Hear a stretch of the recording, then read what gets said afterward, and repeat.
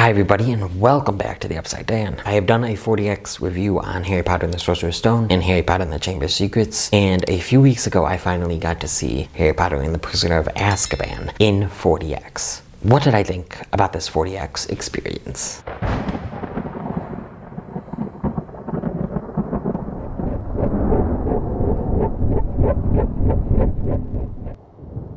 Don't forget to make me your 40x guy. If you're ever wondering, is this film worth it in 40x? Come to me to hear a review on it. Subscribe to my channel, hit that notification bell so you don't miss any more 40x reviews from me. So I will say that, I love all Harry Potter films and books for the most part, but Prisoner of Azkaban was never as high on my list as it is a lot of fans. The movie, I mean, and the book really. I still love it, but this 40x experience really upped it for me. I thought this was one of the best, if not the best, 40x experiences. At times, there was some slow parts, but just right from the beginning, the ant blowing up, you feel air as she goes out the doors into the sky. That was really cool. And then when you get to Harry running away and seeing the dog, it's creepy and you feel wind on you. That's always scared me. And then the night bus scene is one of the best sequences in 40x that I've ever had. The chairs are just going in every which direction as the bus twists and turns throughout the streets. It's cool, and they did a very good job with it. You feel the wind, flashing lights, the seats are moving everywhere. They're throwing you out of the seats basically. I thought that they did a very good job making this an exhilarating ride as Harry is riding on the night bus and experiencing the night bus for the first time. So many wide turns, different turns, and goes so fast. It feels so cool to be in the seats as if you're moving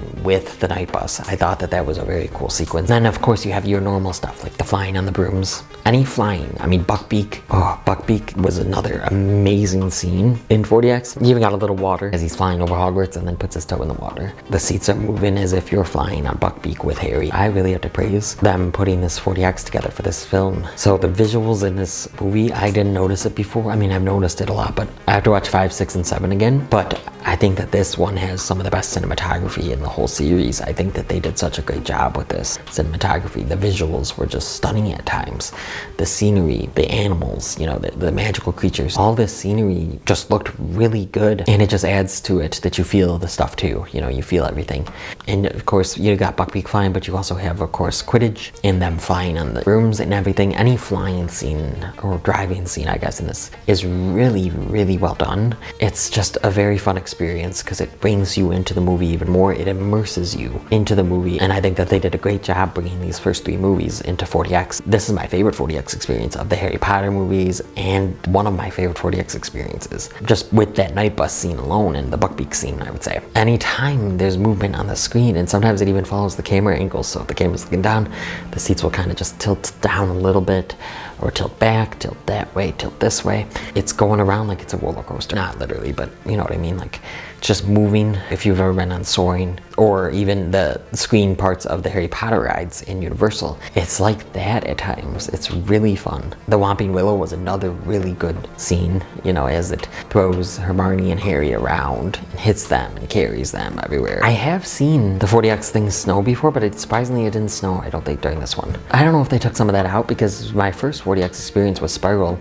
and during like foggy scenes or, you know, smoke or whatever, fog would come up in front of the screen. Maybe it was just distracting to people, or people couldn't see the screen, which I mean I could, so it did cover it, and obviously it lingered because the smoke just doesn't disappear right when the scene with it in is ending. It would have been cool if there was some snow like during the Hogsmeade scene. This really enhanced my enjoyment of this film even more. I've always loved it, but I just wasn't as big on it. This made it better. This immersed you into this movie, and the visuals were just amazing to go along with it. I never noticed it before, but this is one of the best visual Harry Potter experiences for me. Eventually I do want to do more in-depth reviews of the Harry Potter franchise, because I love the Harry Potter franchise. These ones are more focusing on the 40x experience more than what I think of the characters, the plot, and for the most part what I think of the visuals. I know I mentioned them, but so eventually I do want to do more in-depth videos on the Harry Potter franchise. A side note, but also the Marvel franchise, because just those two mean so much to me.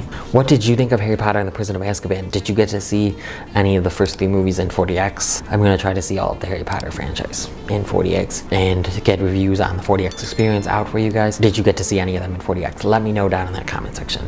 Please blow up that comment section. If you've liked what you've seen here and you want to see some more content from me, click around here to see something else. Please like this video, comment on this video, share this video with the Harry Potter and the 40X fans in your life. Hit that notification bell, subscribe, and come to the Upside, Dan.